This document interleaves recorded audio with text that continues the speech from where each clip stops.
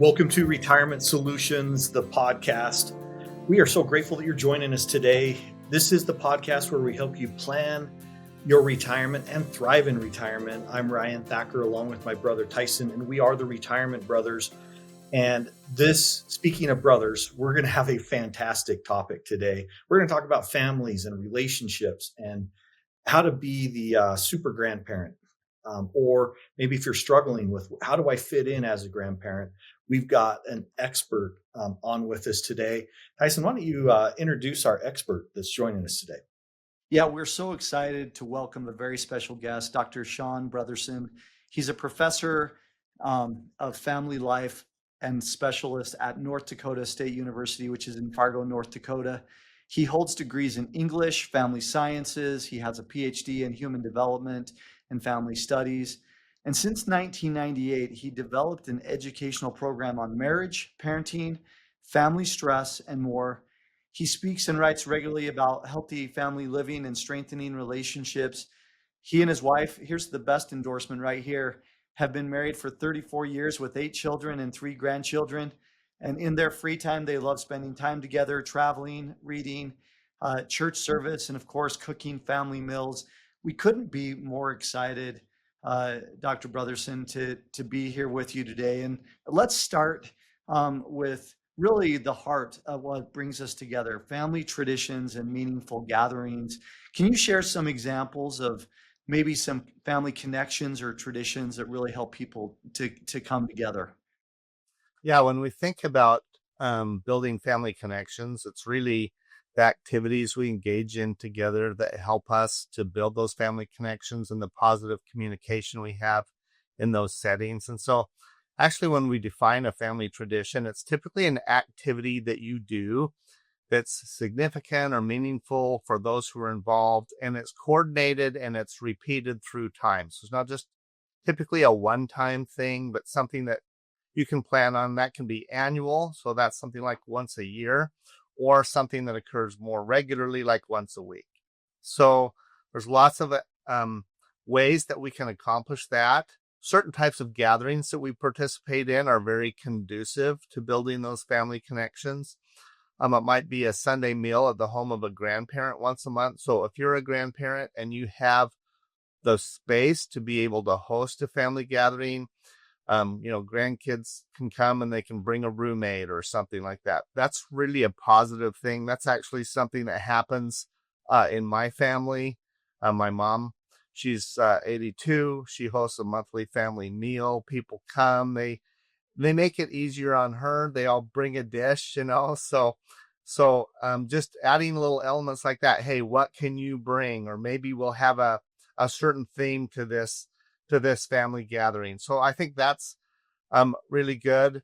Or it can be, like I said, something that's more like an annual get together at a particular location that might happen as part of a day. It might be a couple of days. I just got back from an annual gathering that we do with my wife's family, just her mother, her children, and their siblings. So that one's a little bit more specific. They don't have all the grandkids come. They just want to have that kind of sibling bonding time. When we were in Cedar City, Utah for 3 days, attended the Shakespeare Festival there, got to experience some of that great southern Utah landscape and things like that. So things like that can be really meaningful. Here's what I love. When I was listening to that, our book that we've written, the B.O.S. Retirement Blueprint, Your Guide to a Secure and Independent Retirement, we talk about some of those family traditions. So Sunday, it was the same menu every week in our household growing up. It was good old American comfort food. It was roast beef, mashed potatoes and gravy, corn and salad. That was the main course. And then for dessert, it was yellow cake and chocolate frosting. So it didn't matter what Sunday it was. You knew that that's what you were going to eat for Sunday. And so it really created an environment where we could talk about our successes during the week, but more importantly, our setbacks. We grew up in a family of 7 kids. And so, it was, I was number 6 of 7. So it was really good. Tyson's number 5. He's just older than me, but just being able to hear on setbacks, hey, how did you navigate this? What did you do? Those were really, really powerful. And then the annual traditions, I can really think of 3. It was homemade ice cream. on Memorial Day that we would make out of the snowbanks up at our family cabin from the leftover snow.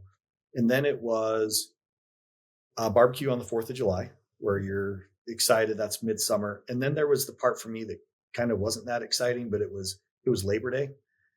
Labor Day meant the end of summer and the beginning of school. But it was a time that we could get together and really just look back and lasting family memories. So I love that. Here's my question. For a lot of the people that come into our conference rooms here at B.O.S. Retirement Solutions, one of the questions that they have is, I want to spend more time with family, but it feels a little awkward. I'm not really sure how to start these new traditions because I don't want to, enforce it on my family. I want it to come together. What would be your suggestion on how to start those family traditions? Yeah, that's a great suggestion. And I think sometimes with traditions, we feel a little bit locked in to how things have been or what we experienced previously in a family setting, for example. Note how many of those experiences you describe revolve around a family meal of some type, and you'll note that the menu didn't vary didn't vary that much, right? It was locked So in. if you're like, hey, I wanna introduce Chinese food to the menu, you're like, okay, how is that okay with anybody? How do people feel about it? So we can get traditions are great, but they can also be a little bit of a straitjacket if we feel like, oh, we have to just do the same thing at the same place in the same way. And so having, kind of accepting mentally the freedom to say, hey, let's change things up. Let's do things in a way that might be more appealing to the next generation. A number of years ago, my wife and I were talking, and she said, I would like to find a way to have a little bit more family connection on the weekend, and for you to take a little bit more of a lead role with it around a family meal. Let's figure something out. So we decided on Saturday morning breakfast. Now, her vision of it was Dad would be cooking scrambled eggs and pancakes and stuff like this. Well, like within the first couple of weeks, I got, I have a large bunch of kids. So I took several of them and we went to the grocery store and we had fun. They all got to pick out their own donut. And, we got chocolate milk and watermelon or something like that. Anyway, the point is, it's still a regular tradition on Saturday morning that they go with me and pick out their own donut.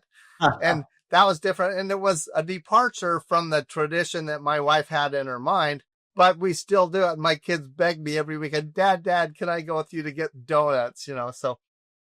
But in terms of starting, I'd say just, a new tradition, start small. Just try one time, see how it goes over, see how people like it.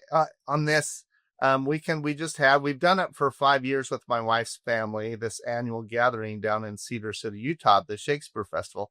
But we spend the days playing games and talking. So this time, my wife and I brought along a karaoke machine. and my family loves to do that, but my wife's family has never done that. So it was like the third day and they're like, oh, we're not sure about that. And I'm like, and I said, and I was the one who insisted, I said, let's just try it. Let's turn it on. And first person gets up there. Well, 2 hours later, they were still singing, they were having a lot of fun with it. Awesome. And that was new, but we just had to, I'm like, let's just start with one song and see how it goes. So start small, maybe start with one person and see how that works with that one person. And I think if you're willing to try, then those new traditions, you can figure out what's going to work, whether it's you're introducing a new food or a new time we're going to do something or a new activity. I love it. Here at B.O.S. Retirement Solutions and Advisors, we know that meaningful family time requires both time and financial flexibility, like we've been talking about, getting together maybe out of state. We are here to help you to design a retirement plan that provides the resources that you need to confidently say yes to all of the family adventures that you want to incorporate as you ease into retirement, whether it's existing family adventures you've done for years, or maybe even starting new traditions so your priorities become a reality. And Dr. Brotherson, let's shift gears a little bit. You talked about Cedar City. We actually, on my wife's side of the family, my mother-in-law's family did exactly the same thing. They would go to the Shakespeare Festival every single year, and we'd swim and we'd mountain bike, and we'd be able to just really enjoy time together. But technology has changed the game a little bit for staying connected.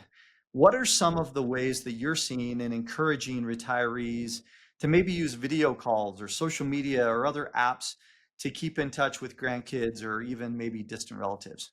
I think it's important to note that a lot of these, what you might call new media formats, are called social media. They really were created, most of them originally, with the intent to foster social connection of some kind or another. And so using them for that purpose, like if you're using a platform like Facebook, my family on both sides, we have a family page. So it has a specific name that all the, family members recognize. That's our page for that part of our family. And then it's very easy to share an update. Interesting example, the lodge and structures on the north rim of the Grand Canyon, you just saw in the news, recently burned.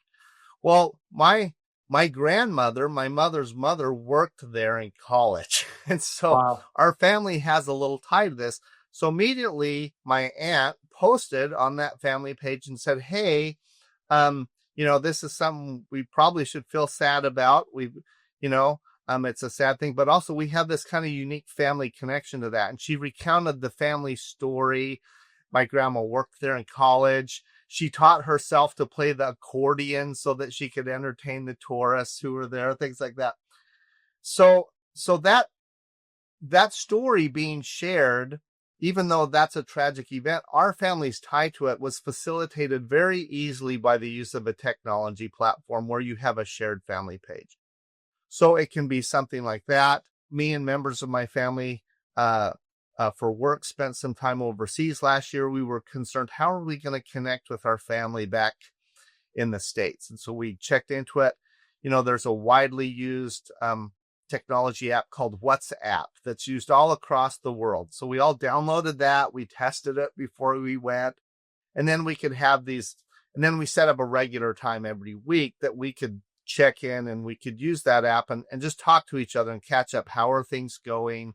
And we were in Europe, a couple of us, and others were in the United States, but we were able to connect regularly. So leveraging technology for that purpose of having a regular scheduled connection, I think is really positive. And there's many examples of how you can use technology in unique ways.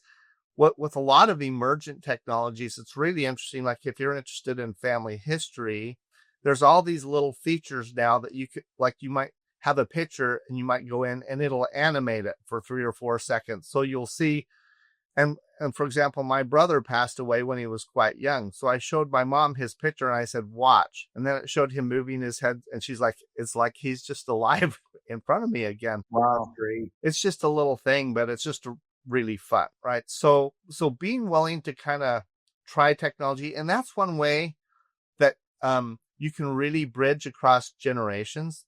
Younger generations really embrace and have a really great use of technology, and they can experiment with it and show you how to use it. So if you can get them, say, hey, can you teach me how to use this or help us use it in a way that's fun? I don't count on me. Like if our family's going to do a family game night online where we can all connect online, I don't facilitate that. I have a couple of my kids. I say, can you facilitate that? And they make it happen. Right. So whether you're playing games together online, just having a regular communication, other things, technology offers so many amazing tools to help us connect in this generation. It really is remarkable. So you just gave us a new challenge, Dr. Brotherson. Get grandma to do a TikTok dance and send it out to all the grandkids and see how many follows and shares we can get. Well, and that's the thing. Grandma doesn't have to worry about recording it for TikTok or uploading it. If she has a grandkid who's willing to do that and has the ability to do that, just, hey, you're in charge of that part of it. I'll just shimmy a little bit, that can work.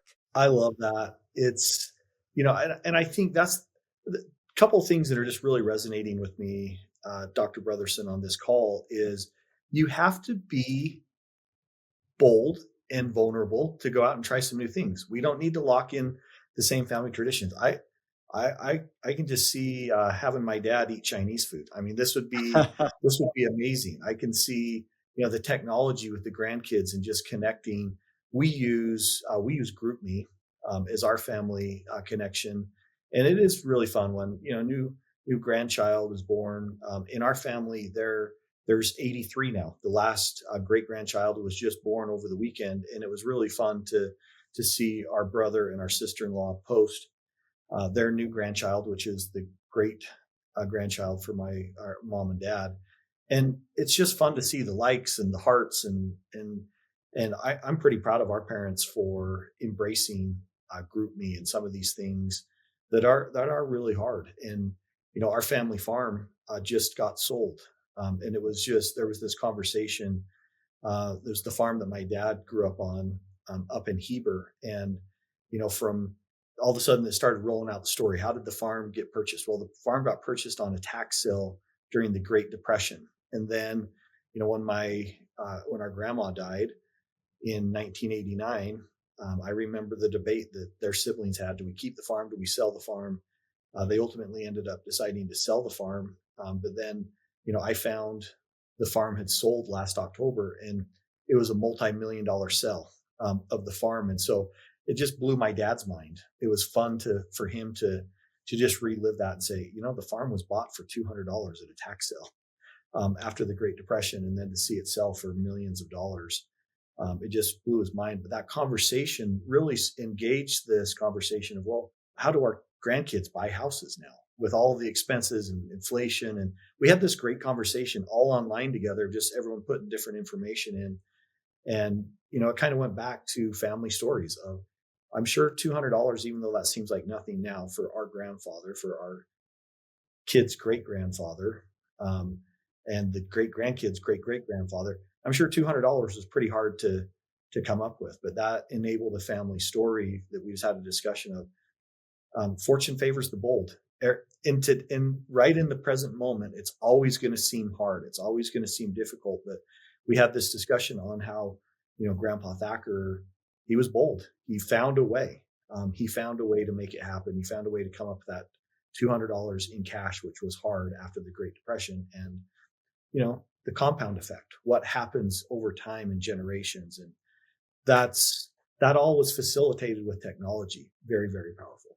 And technology, one of the ways it's really valuable, that's a little bit a theme of what you want to discuss today, is it does allow you to start telling those stories and sharing those family stories. Like I said, this family story, little one about my grandma in college working at the north rim of the Grand Canyon, was shared via technology. And you can share those things in a lot of different ways using technology. The tools are pretty remarkable today. That's one thing I spend a lot of time exploring, actually. I'm a big fan of family history. I'm kind of nuts about it and spend a lot of time doing it, and so trying to find ways to make it accessible to the current generation in a way that's interesting and appealing to them, easy. Technology is really helping with that, making it more convenient and able to share those family legacies and those family stories. Let's transition to that, building a legacy and that family legacy that you're talking about. I think every single one of our clients and retirees listening today wants to make the impact beyond just their own individual family. They want to look at this to the next generation, as we were talking about with our own parents having 83 children, grandchildren, and great grandchildren. What are some of the suggestions that you have? You mentioned family history being one of them, but what are some of the other strategies that you have as far as those family stories, making memories, making those accessible to the future generations? Well, if you had 3 hours, Tyson, we could share everything. I have a lot of ideas. I actually put in one of my extension outreach publications. It's called Making Memories for Grandchildren. You can go online and look up NDSU and just Making Memories for Grandchildren. And we've got about 8 pages of ideas. But really, I would say it's just finding small ways especially if you're a grandparent or retiree, and you want to both pass on your values and your history, but build connections at the same time with your family members. And so there's lots of small ways I think you can do that. It might be pick a picture, from your childhood, and then just pick whichever grandchild and say, hey, I know you're dropping by.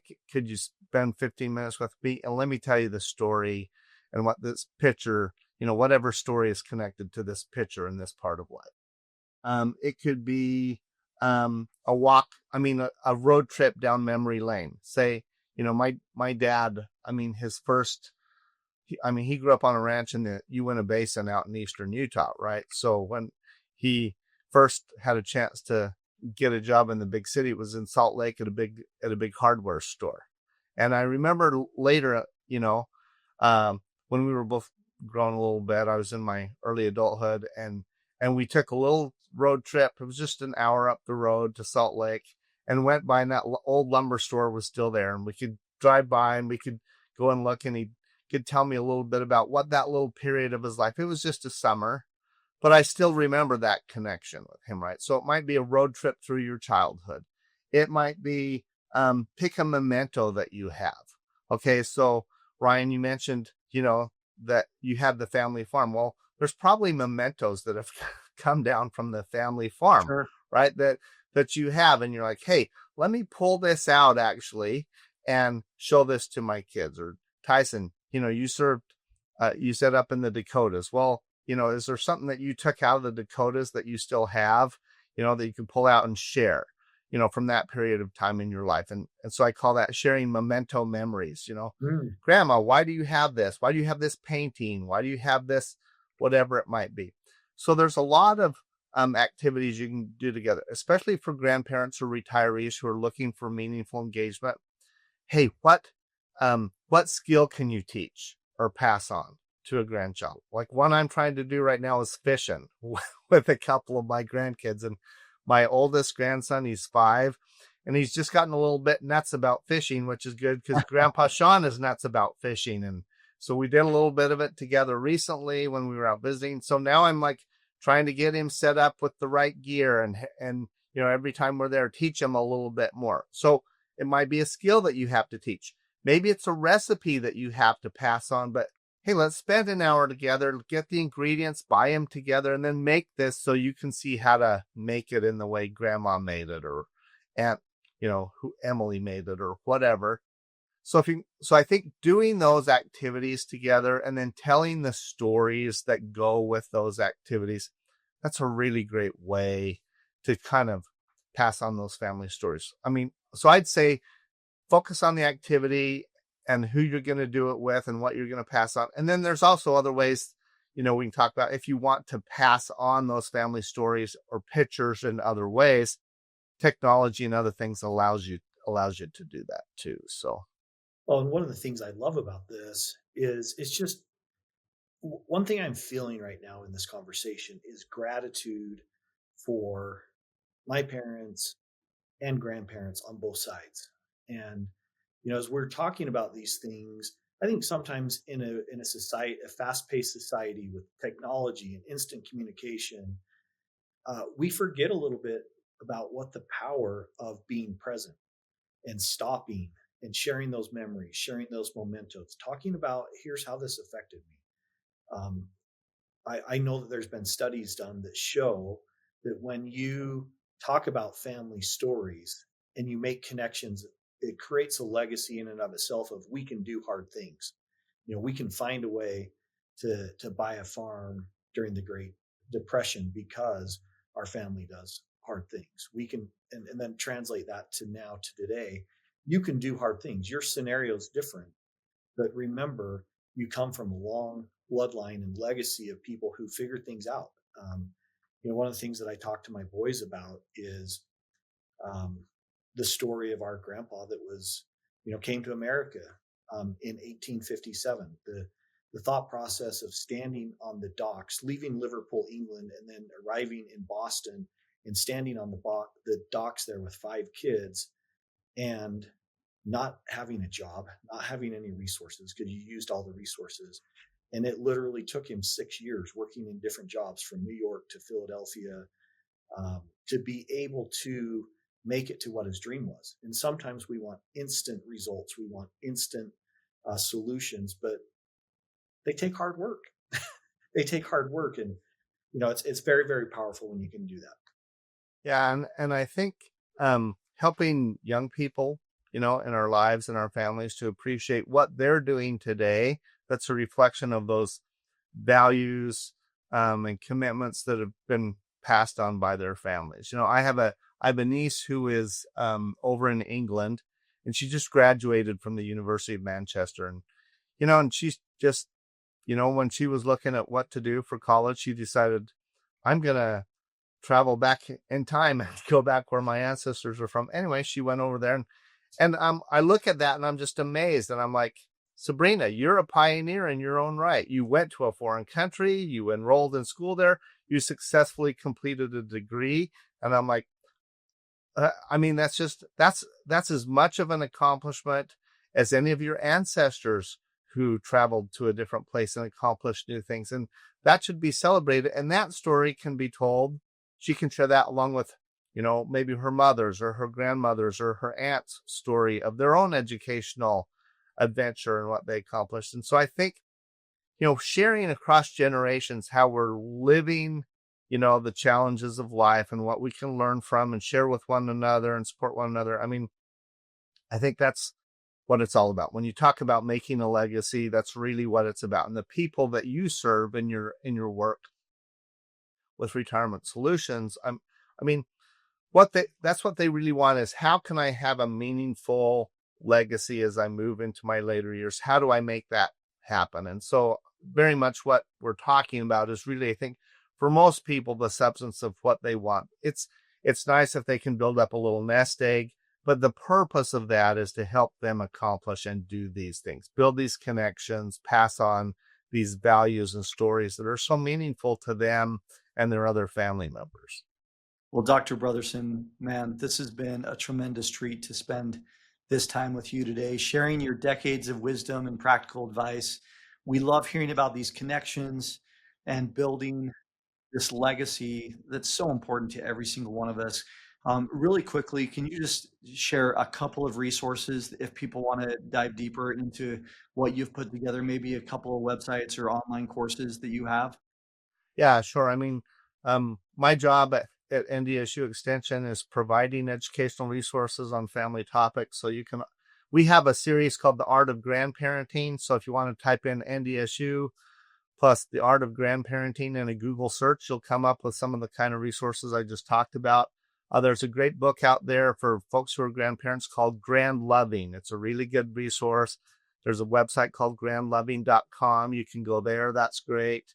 In Utah, where I think you guys are located out there, Utah State University also has an extension. So USU Extension has a great website called Healthy Relationships Utah. So there's a lot of resources there. And those are free courses that people can take online, talking about all sorts of family relationships and connections. If you're interested more on the family history, family story side of this, there's some really good websites. Ancestry.com, of course, is a great company. There's a couple other really good ones. MyHeritage.com is a really good one. And FamilySearch.org is a really good one. So I think all of those are super resources, and people can benefit from all of those. Well, thank you so much. This has been amazing to have you. We appreciate your time, Dr. Brotherson, and for your legacy, for your work and the efforts that you put in. The core of society is the family. And when that family can be built, strengthened, and optimized, it's amazing. And we love helping the families that we serve here at B.O.S. Retirement Solutions and Advisors to not only have the financial resources in place so that they can have confidence in retirement, but have the resources to be able to reach out and build these family connections, build these traditions, be able to do things like record these family stories. And for those of you who would like some help on that, we'd love to have you reach out to us, and we can help you design that plan so that you can retire with confidence. Because we just want to remind everybody, a lot of things we've talked about today, but the most powerful thing that you can do pick one thing. What's one thing, one action that you can take today to help you get closer to that retirement that you've always dreamed about and thriving in retirement? So thanks so much for joining us today. We look forward to having you here next time. Thank you.